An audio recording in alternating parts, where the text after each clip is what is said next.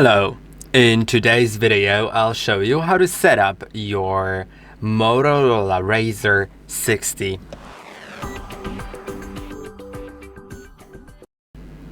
As you can see right here, I have the phone. If it's not yet on, you need to turn it on by pressing and holding on this power button. Then you'll see this screen on which you can select the language. If you'd like to change it, just click on it and set it to something else. You can also adjust some vision settings like changing the display text and size, enabling magnification, select to speak or talk back. And you can also perform an emergency call even if the phone is not set up. Now let's click on start to begin our setup journey. Now it asks you if you want to set up using another device. If you have an older phone with you, you can use it. It can be an Android phone or an iPhone or iPad, and it will copy settings, accounts and apps and everything else automatically. But I'll show you the full thing, how to do it manually. Let's connect to Wi-Fi. Select a Wi-Fi network that you would like to connect to. You can also skip it, but well, it's up to you. But connecting to Wi-Fi will give you more options to what you can do with your device during the setup, so you don't have to do all of that later. Because you'll connect to Wi-Fi at some point anyway. Now there are some settings here. You can optimize your battery use. You can enable enhanced device support. You can send diagnostic data to Motorola. You can also enable automatic software updates, and then you can click on accept and continue. Now it may take a moment for it to load, so I'll get back to you in a moment. Now it asks you whether you're setting the phone up for yourself or for your child. If you select the option for my child, the further steps will vary a little bit from mine, so I'll set it up for myself. If you're doing the same, the next steps should be similar.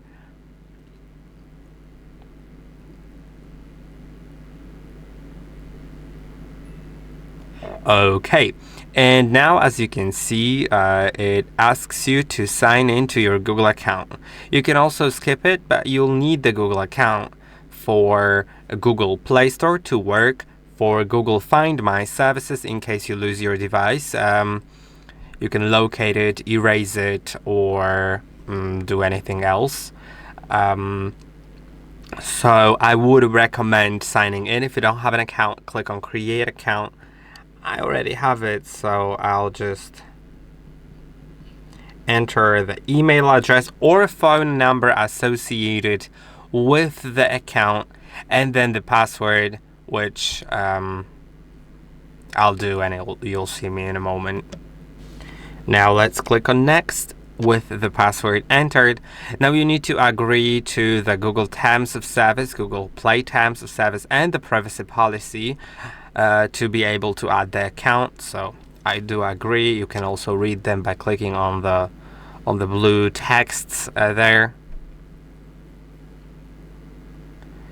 Now it may load for a moment. Then you may want to insert a SIM card into your phone or install an eSIM.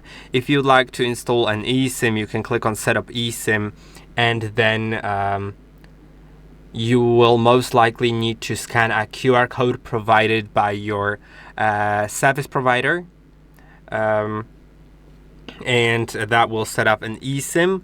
Or to insert a SIM card, that is most likely somewhere here. Yes, on the left side of the phone there is this SIM card tray. You need to insert a pin or a needle in there to be able to remove the tray and put a SIM card in it.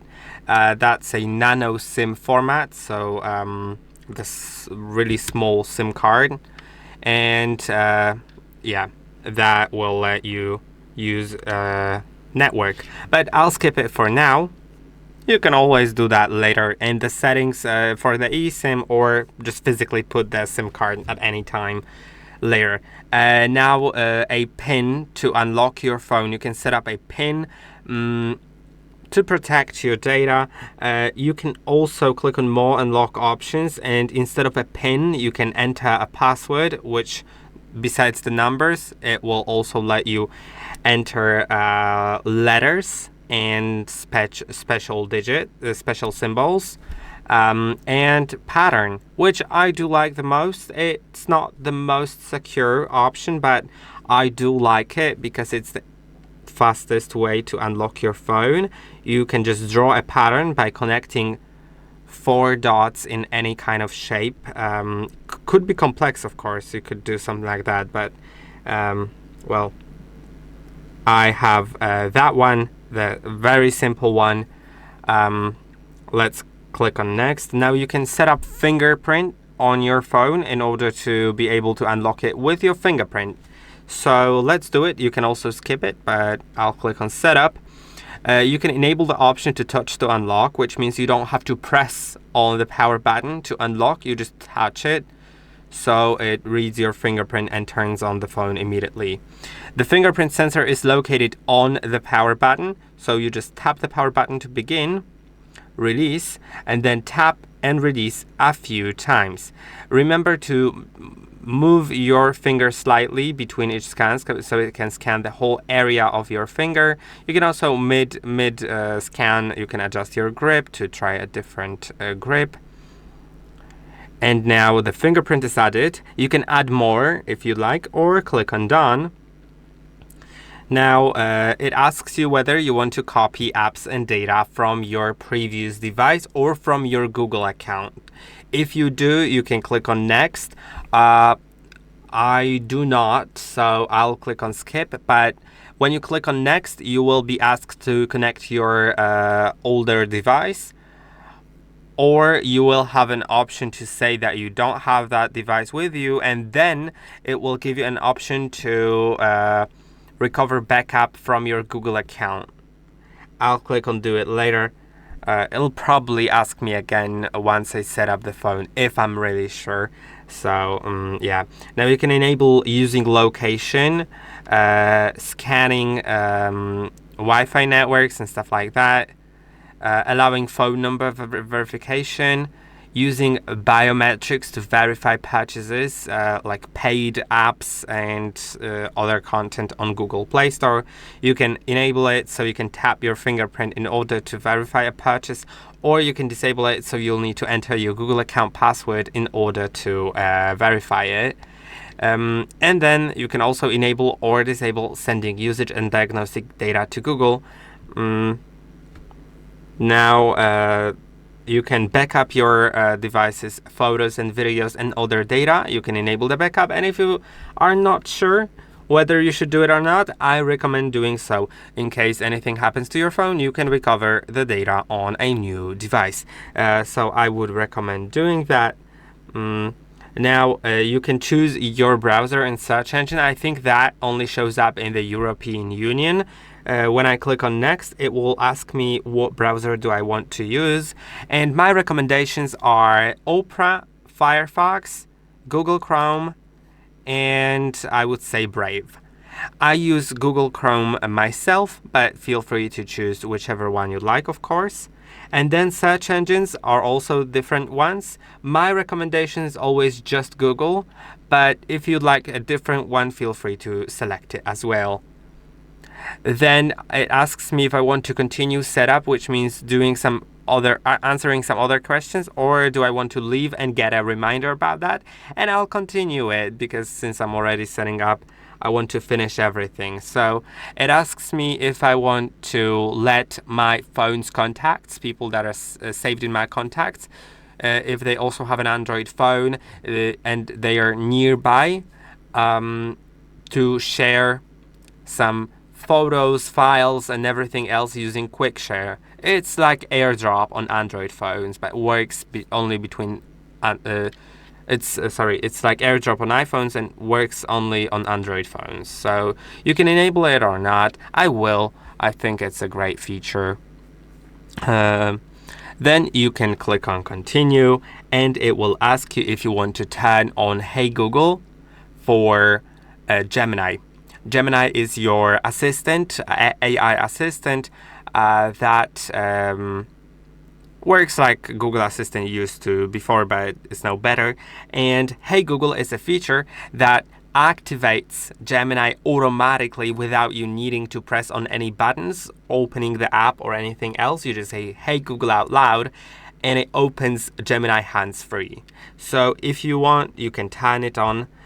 Then it may also ask you for voice match later, which means if you agree to set up voice match, you will need to say 4 phrases out loud. So Gemini learns your voice and reacts only to your or similar voices, but usually to your voice, of course. Now you can also set up Google Pay, which means you can add your mobile payment card to your phone. So you can later just tap the phone to the reader and pay with Google Pay. I'll skip it for now, but feel free to set it up if you want.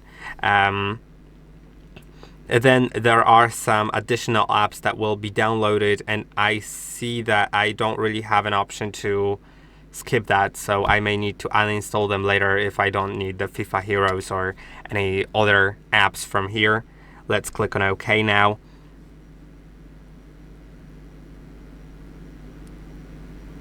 Okay, now it asks me if I want to sign up for some newsletter from Motorola. I'll skip it. Feel free to do it. I'll click on no thanks. Now it tells you that it's very important not to remove the pre-installed screen protector or use any third-party screen protector because it will damage the display. Because it's foldable, so it's pretty easy to damage, to be honest. Now the next things, there are also some things that you should read before you start using your phone. Then you can choose whether you want to have buttons on the bottom or gestures. Buttons are going to be these 3 buttons. You can also swap the order of them. I do like the order swapped like that. But you can also do gestures. It even shows you on an animation. I think I'll use gestures, but I think buttons are easier, so feel free to also choose buttons. Then you can select whether you want light or dark theme or to automatically transition based on time of day. You can also set up parental controls. I'll skip it for now, and let's click on finish. And now your phone is set up. It also gives you some options what you can do before you start using your phone, but I'll go to my home screen already, and there I am. Our setup is finished, so I could basically see everything here. And yeah, I hope that this video was helpful. Don't forget to like and subscribe, and I'll see you in the next one.